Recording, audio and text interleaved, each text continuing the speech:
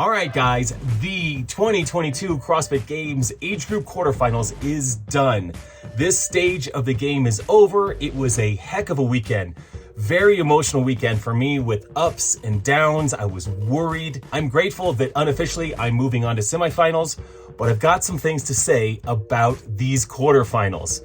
In this video, I want to talk about my thoughts on the workouts overall and how I felt like they were a test of fitness and give you kind of my own opinion on this. Not everyone shares the same opinion on these workouts. I'll have some gripes about them, and I'll also have some things I think were really good. So I'm gonna share that. I'm gonna share a little bit more about my roller coaster weekend as I experienced these quarterfinals, as I highlight each individual workout. Just some clips from the workouts and share with you how I approach the workouts, the mistakes I made, which I absolutely did, and it felt like it was gonna cost me. I was really nervous about it. Then after that, I wanna talk about some of the controversies, inconsistencies, and just downright shenanigans that I think I see in the quarterfinals for age group athletes. There's some other videos out there on the controversies, but I'll share with you what I think, and I can talk specifically to my age group where I just think there's some absolute BS happening, 100% BS. So I can't wait to get into it. Let's do it. And if you're watching this, obviously you are a master's athlete interested in competitive CrossFit. And I have two services or products that I offer. I wanted to share with you about really quick. One is performance coaching. So performance coaching is not programming. It's not nutrition coaching. It's literally like a supplement to your overall CrossFit career. It's a community. It's a Facebook group of elite masters athletes and up and coming elite masters athletes who are all trying to do great things in this sport in the masters category, whether it's compete at a local competition and crush it, or compete at some of the larger competitions like Legends, Wodapalooza, the CrossFit Games. You should have seen the amount of discussions going on over the quarterfinal weekend. We were supporting each other, cheering each other on, answering questions for each other. It was really a cool weekend. So if you are an aspiring CrossFit masters athlete looking to compete, jump into that. It's really low cost, really easy. There's a link in the notes below. Also, I do one-on-one nutrition coaching for masters athletes specifically. We don't eat like everyone else. We have to fuel ourselves properly so that we can recover properly and we can train at our best to be in our peak condition at all times, ideally. And it just takes a nutrition plan with accountability that I provide one-on-one to do that. So if you're interested in that, there's also a link below. All right, enough of that. Let's jump in. The weekend started technically Thursday at about 1 o'clock, actually 10 minutes early. So that was kind of fun, but the workouts were released. And I remember looking at the workouts and thinking, okay, I had done some predictions, had my thoughts on what the workouts were going to be. And some of them were on track. Others were like, wow, okay, we're doing this. We've got this short workout in workout number 1, super fast with toes to bar and dumbbell snatches. I just didn't think we would do snatches again. Totally fine. Workout 2, the long chipper. I was like, wow, that's just gonna be a monster. I didn't expect that. I also hoped that there would be a little bit more complexity in those movements, meaning more challenging movements in this overall competition. Workout 2 was a burpee workout, really. It was like, how much can you endure these flipping burpees? Because everything else is just gonna be fine. We can totally do everything else. There's no challenge there except just, dude, how grueling can it get? And how does Justin LaSala beat me by 3.5 minutes in that workout? I'll talk about that when I do the workout. But yeah, he legitimately did, but holy crap. Workout 3, running and rope climbs. I do wish there was a wall ball mixed in there because I did the individual version of that workout and it was absolutely grueling. It was like one of those where I tasted blood when I tested that workout. It was awful. This was just running and rope climbs, and it was like one of those where you weren't sure how hard to push, and if you retested it, you crushed it on the retest. I did not retest it, but you just knew like kind of how to redo it if you did it twice, and you could do it twice. So maybe that's kind of fun that it did do that. Workout 4 was the CrossFit Total. Totally surprised by that. I was actually happy to do it. Yes, there's no skill involved. It's just straight up like big, strong grunt work. But for me, I hit 3 PRs and that felt good. Like, I don't mind that. I got to hit a 400-pound back squat and I just wasn't sure if I was ever gonna do that in my life. And yeah, there's dudes that can squat so much more, but I, Jason Grubb, finally hit 400 pounds with plenty of room. So I wish I could have done one more lift. Strict press, great, 187. Again, a PR for me. Deadlift, 487, which was technically tying a PR that I did like 4 years ago in an age group qualifier, maybe 5 years ago. But that I could still deadlift that much. I never do these 1 rep maxes. So it was nice to be able to test that. Workout number 5, just rowing, handstand push-ups, double unders, nothing fancy. It could have definitely just been 150 calorie row for time. So let's jump into the highlights from my workouts, and I'll talk about these real quick.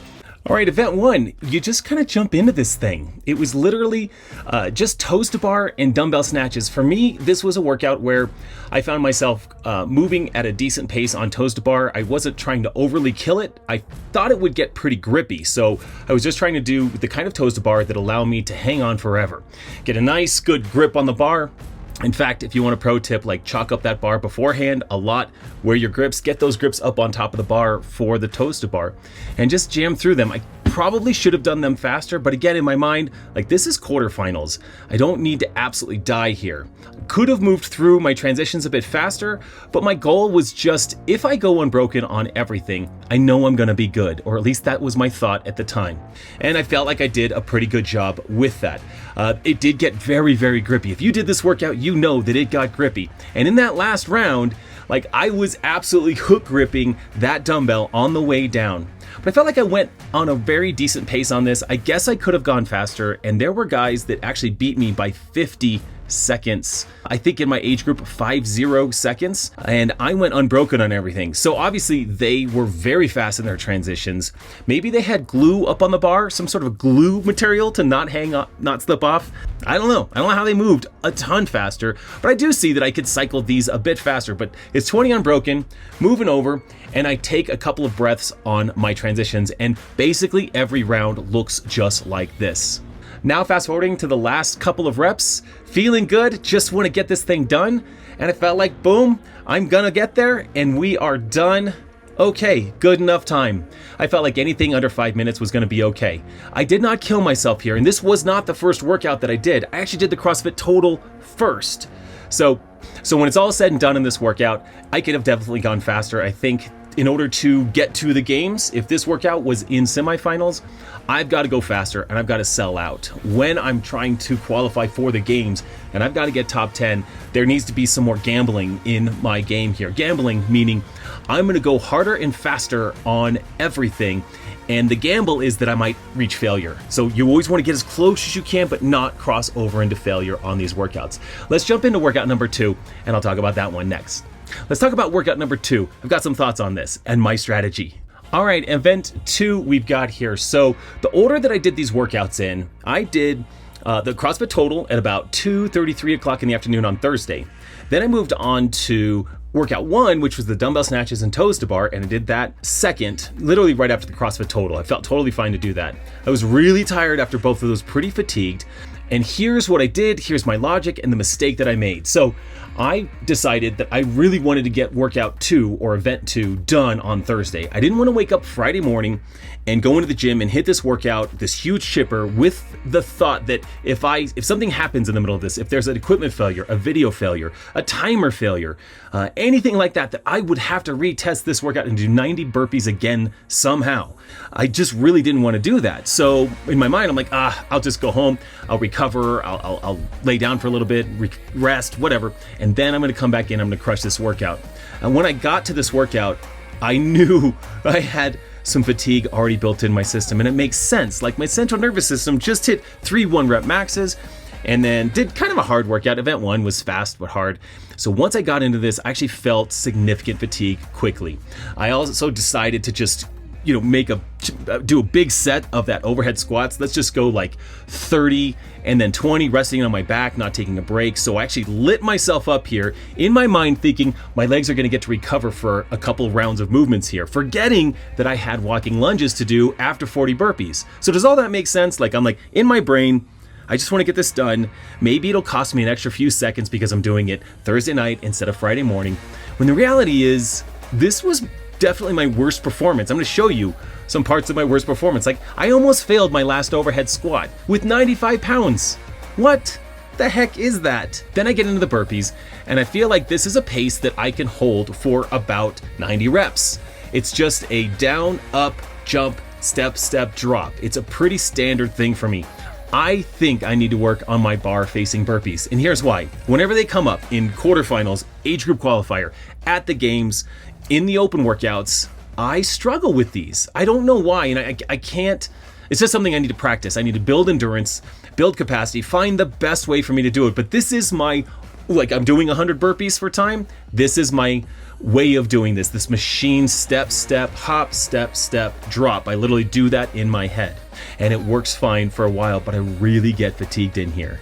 I finished the burpees, got into the walking lunges. That was fine. It was awkward because it wasn't a lot of space. I had to actually take shorter steps than I would normally take in order to stay in the video and not bump the wall balls. Like, it is as close as it gets. Like, this camera is so far across the gym in order to make sure that I'm in the frame. It was actually really hard to set this up. Like, I'm not gonna compromise. There are guys that submitted videos that walk off the screen. Like, you can't do that. But this was definitely challenging, and I found my legs were on fire. Like, I was already exploding when I was doing these, thinking like, oh man, I'm really beat up already. Shoot. All right. And here I'm just about to finish my 30 burpees, and I am really fatigued. I am feeling it. Like, I am so slow. I'm just thinking like, holy smokes, I'm dying right now. And I'm just dying. Not how I thought that this workout would feel. I mean, I knew it would be tough, but I mean, I'm bent over, chalking up. I'm thinking like, I've got to do power cleans. My plan on power cleans was like 11, 10, 9. That's totally fine. But then when I get into these power cleans, they are definitely not the prettiest power cleans I've ever done. Like, I've done prettier power cleans. My elbows are getting through, and these are just straight up muscle cleans, but elbows get through, I'm standing up, they're legit cleans. Man, they were tough. They were really tough. And I know you all know this, that's fine. I'm not gonna talk about that, how tough it was anymore, until I get to the next round of burpees and I'll show you how I was feeling. Here I am after my second set of power cleans, 11, 10, 9. You know, I wasn't feeling great on Thursday. Like, I just wasn't feeling good. And there may have been something going on. Maybe I didn't sleep. Maybe something was really exhausted in me. This is not me to perform like this, to have my hands on my elbows, but this was just what happened. These are now becoming the hardest power cleans of all time. Again, here I am on burpees. I think I have like 3 left, and I'm really dying. Big mistake doing it on Thursday night. I probably should have waited till Friday so that I was fresher, because I was really, really dead here. Not sure exactly what was going on, but I was absolutely dead. I actually decided to chalk up before pistols because I just need a break. I don't want to do my pistols yet. And there's other athletes that are done with the workout already, and I'm dying in this. So, mistake, doing the CrossFit Total, Event 1, and then doing all this on the same day. I'll rethink that when it comes to semifinals and think a little bit more strategically, and just know that, you know, there's not going to be technical failures. The rings aren't going to fall off the rig. My cameras all work. I've got another camera over here. I'm always using double cameras. Even when only one camera is required, one camera angle, I always have a second camera there just in case. And then the ring muscle ups are fine. Like, literally the easiest part of the workout right here is ring muscle ups. That's event number 2. I finish this up and lay on the floor for like 5 minutes. Event 3, we get into it. Really, the first couple of rounds of this thing are just so smooth and easy. You're through like the 1 rope climb, then the 2 rope climbs, and the 3 rope climbs, and it's just no time. So in this workout, I did this very fresh on Friday. Well, I say very fresh on Friday. My Whoop said I was deep in the red when I woke up Friday morning. I slept terribly that night, actually, after doing the CrossFit Total Event 1 and then Event 2, and I did Event 2 pretty late at night, like 7:30 at night is late for me to do a workout. My recovery was just garbage. So this was 2 in the afternoon, and I felt like I just went through it like, you know, the whole goal was just to kind of recover on the runs and do the rope climbs. But everything felt fine. Everything looked good. I was pretty happy with it. In fact, when I get to the very end, there's not a lot to show in this video. I get to the end, and it's just, you know, just run. And I probably could have kept a faster pace on all the shuttle runs in order to create more time for me to do rope climbs. And again, I mentioned this earlier. This is one of those workouts where I could have done this again. I probably could have done it again in the same day. I could have done it again the next morning as a repeat. It's one of those workouts that didn't create too much fatigue in your body, didn't wreck you. So you could redo this knowing that the rope climbs are not any easier or any harder depending on how fast or slow you run. it's just rope climbs. It's rope climb capacity. And I feel like I've got pretty good rope climb capacity. That wasn't a major issue in this workout. It was just, I probably ran a little bit too slow. I got 60 total reps, not upset. It was fun workout, and it was nice to only do one workout that day so I could just recover, get things back in gear so that I could crush the last workout, which was the next day. Not a lot to say about this workout except that this is a definite retest if everything is on the line. All right, event 4, which I did first. I was, again, not feeling really great on Thursday, but as I warmed up, you know, they say when the skill is hot, do the cooking. As I was doing my squat warm up and the other movements as well, my body felt good. I think it was just the energy from adrenaline and just thinking I get to start with these maxes. And I started at 375 for my first squat, and it felt so good. Then I went 389, it felt so good, and I told my judge, Justin, I'm like, dude, I'm gonna hit 400 today. I'm gonna do it. He's like, hell yeah, you are. Here's my lift at 400. You know, for me, this is a huge moment. Like, I never thought that I would actually be able to do a 400-pound back squat. And after watching this lift, I think that I can put 4 plates on there, which is 405. I know I can.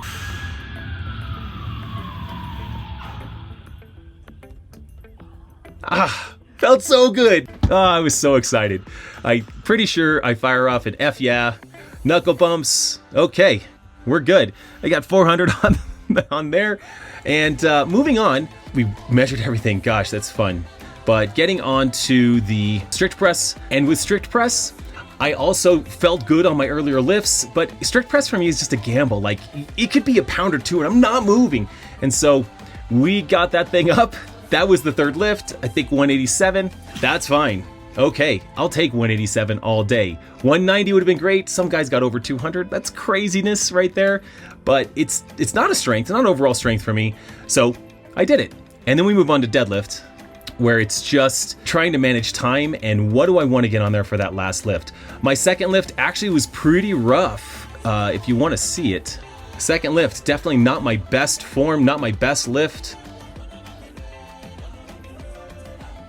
At 475, I was thinking, man, I know I want to go up, but that didn't feel great. I was a little worried about my back on that one, but I knew I wanted to get 487 just to at least tie a PR that I've done before, and it moved so much easier.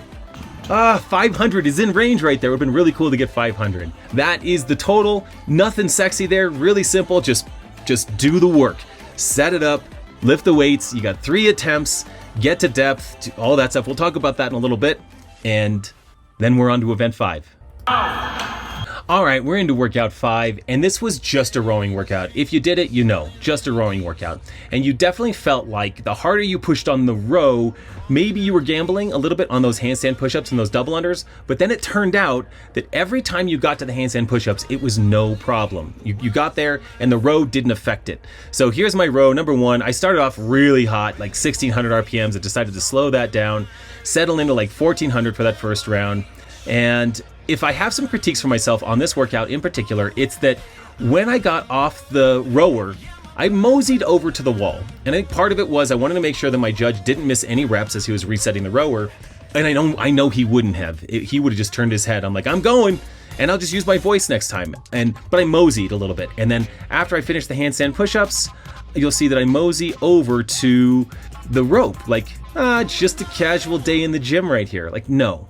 Like, if I'm coaching myself here, like, no, this is a competition, and this is for the CrossFit Games, and you move to that rope fast. Take one breath and go. Same thing when I finish the rope. I think I mosey. I guess I'm moving pretty quick. I could have shaved off seconds in those transitions, absolute seconds that aren't costing me physical. Like, it's not killing me physically. I could have just moved faster. Second row, I remember thinking through this row, like, ooh, my arms are tired.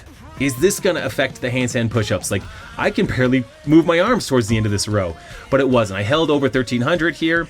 And again, if I was to retest a workout like this the next day, I would sell my soul on this thing, and I would gamble on that row, like giving it everything I got, knowing that I can get through the handstand push-ups and double unders. So that's what I would have done here. Just a little bit faster on the transitions, harder on the row, especially if it was a retest and it's the last workout. Just literally kill myself on that thing. A max effort through the whole thing, knowing that handstand push-ups are going to be okay. Even if I had to take one break on a handstand push-up on the last round, probably would be okay, and I would get well under 9 and be fast on these transitions. Other than that, Fun workout. I think to make it more interesting, I think it could have been more volume. So row 50 calories, 25 handstand push-ups, 100 double unders. Now we actually have to think about how we break up the double unders, how we break up the handstand push-ups, or if we break those up, because it would get real spicy if we were doing 75 handstand push-ups like we did in the HEOQ last year, as opposed to just 45 here. Anyway, I'll talk about other thoughts about this qualifier right now. So here are some of my thoughts about the quarterfinals, as well as inconsistencies and shenanigans that I think take place in these quarterfinals. So first of all, the actual quarterfinals. Overall, this was like a CrossFit Open with a little bit of extra volume, maybe. This is just something that was really inclusive.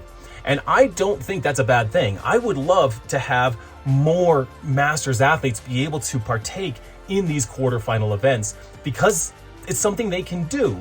So on event 2, you've got to get through just an absolute sludge of work to get to pistols and ring muscle ups. And that's very open-like, where everyone can do back squats, strict press, deadlifts. Everyone can do toes to bar. If you are a Masters athlete, you could probably do a 70-pound dumbbell snatch. This is very inclusive. So I like that idea that we have a lot of Masters athletes that get to participate in this and find out where they stand for themselves, set some PRs, set some benchmarks, and see where they stand among their peers. On the other hand, it does make it interesting who ends up in the top 30. It just tends to be the right people for sure, but this is just who can kind of suffer the most in some of these workouts. There's not a lot of high skill required. There's not a heavy barbell required. Besides just heavy lifting, there's no heavy cleans or heavier snatches or heavier barbell cycling. And I'm not saying that I love those things, but those are separators. There's no handstand walks, which will probably come next. There's not high reps on the pistol squats or the ring muscle ups, which is something that, I thought we would see something like that after the individual quarterfinals. They did 90 pistols, they did 30 ring muscle ups through that workout. So that made it, really interesting. And I thought that we would see something like that. And the fact that we didn't, again, I'm okay with that, with semifinals coming next. Now, here's some controversies and inconsistencies that I think should be addressed. And I know Andrew Hiller is pointing out, bad reps, bad videos, and I hope CrossFit makes some corrections. And if my videos need corrections, I want to be corrected. I've never had a correction in a score, ever. I've always tried to meet the standards in every way, had a judge that no reps me when necessary. I got 4, maybe 5 no reps on the pistol squats, because that's not a strength for me. I don't really want to do 90 pistol squats in a workout, but I will if that's a separator. But I got no reps, when I hopped on one foot because I lost balance. Or my foot touched the ground before my other foot was up. My judge, and even after I'd done 20 reps, he was like, I think one of us miscounted a little bit. So I did an extra rep just to make sure. And that's just you have to do that, and you have to move well. There were definitely some videos where we saw really bad cleans. No elbows in front on a clean. Burpees that didn't have the tape on the floor. We see that. I see so many dip drives on strict press, squats that didn't get to depth. In fact, there is an athlete in my category that, I don't really want to call him out, but it was an athlete that I saw at the games last year, that was at the games, and crushed the qualifier last year, did really well at the qualifier. At the games did not do well, and then, just crushed this quarterfinals as well. And it's probably not who everyone's thinking, so just not going to say who it is, but I did go into this person's Instagram and I saw him do a huge back squat, over 400-pound back squat with the spotter, which is fine, but it wasn't to depth. He wasn't to depth, and that was just in training. And so I'm really curious to see if in his CrossFit Total, which is not published, you can't see it, hopefully CrossFit sees it, did he actually get to depth on that back squat in the CrossFit Total? That's what I want to know. So if we're taking, in my age group, 2,000, 1,500 athletes, and we're narrowing it down to 30, and I know a guy that's 31st. I know him. And good dude, strong dude, he's in the leaderboard in Mayhem Athletes all the time. And if he's not in the semifinals because other people did some shenanigans in their videos or in their workouts, and even right now, as I look at the leaderboard, there's definitely guys that messed up the shuttle runs. Like you're like, someone did like 88 reps, they're in first place in event number 3. Like there's just no way that that actually happens. Someone did the rowing workout in 7 minutes. No, they didn't do the rowing workout in 7 minutes. When my friend Justin LaSala told me that he got 12 and a half minutes on event 2, I thought he skipped something. And Justin, I know you didn't. If you're watching, I know you didn't. But at first I was like, there's no way you beat me by 3 minutes. How in the world? And I know that I was dying in that workout. Justin is fantastic at that workout. But let's let the videos do the work, right? Once I saw that there were other athletes in that range, like I'm like, okay, Justin, you're just amazing, dude. You crush it. And Justin, I think, is a burpee master. So I'm just gonna say that Justin LaSala is the master of all burpees. He has gotta be so fast because that's how you get through that workout. With that said, I want every video reviewed. I want all 5 video reviews, and I want, the top 30 videos reviewed for each event, because you've got guys, again, on shuttle runs, like there's no way those scores are valid. There's no way the top scores in a couple of these categories are actually valid. And that actually affects the overall ranking. Like if they only check the top 30 videos, that's a lot of videos to check, but if they only check those, then my 31st place guy is still getting bumped off. And some guy that just kills the shuttle run because he miscounts on the shuttle run, but does everything else terribly. Like it's first on the shuttle run and then over 200th place on every other workout. You're just like, okay, well, is that shuttle run even going to be watched? Like, how does CrossFit do that? And I don't know how they solve that problem. It's a big deal, and this is our sport, and I want that to happen. So I'm not going to say any more about that, except that it's just, there's times when I see how individuals perform live in person, and I see their scores in qualifiers, and there's this incredible discrepancy in their performance between what they do in maybe it's the comfort of their own gym, or maybe it's a judge that doesn't judge them correctly, or I don't know what it is, but there's huge discrepancies in a handful of athletes between, in my category, how they perform in the qualifiers and how they actually perform. And this isn't something that's like brand new this year or brand new last year. Some of the same guys are back at the games every year, having qualified fantastically and performing terribly. So I don't want to call anyone out, but I am frustrated by that process. I'm not looking to win the age group qualifier. I'm just looking to be top 30. That's fine with me. In the semifinals, I don't care if I'm first or ninth. I'd like to not be ninth. I'd like more cushion than that. So let's call it between first and seventh. I don't really care. I just want it to be a fair fight. And when it comes to semifinals, CrossFit, if you're only taking 10 dudes to the games, you need to watch so many videos to make sure they're legit. Every single one of them. I don't want to be fighting for 8 places in semifinals because 2 athletes will definitely get in there. They will put whatever score they need to make sure they get to the games. I submitted 5 videos last year and only 1 got watched. So I don't know what that's about from the age group qualifier. I need all of my videos watched and critiqued and judged by CrossFit. So there's plenty of controversy around that. There's plenty of thoughts around that, but it gets me fired up thinking that if I can't make it to the games because somebody wasn't authentic in their qualifier, that's frustrating. Or if somebody else that should be here is not here for the same reason, it's not okay. I have some strong thoughts on that. And I've messaged a lot of the top athletes and the guys that end up on top of the podium, last year, the year before, like these are all legit guys. All of these guys are all in the top 30 right now. It all makes sense when all the workouts shake out, but everyone has an opportunity to fairly get to the CrossFit Games. So we need all the videos watched. We need every rep counted because that's what we're paying for. This is our sport. And those are my thoughts. The quarterfinals are done. If you enjoyed this content, please like and subscribe. It helps support the channel. If you're interested in nutrition coaching or performance coaching to help supplement your training, find those links below. Jump into the community. I'd love to work with you. Love to see you. See you next time, guys.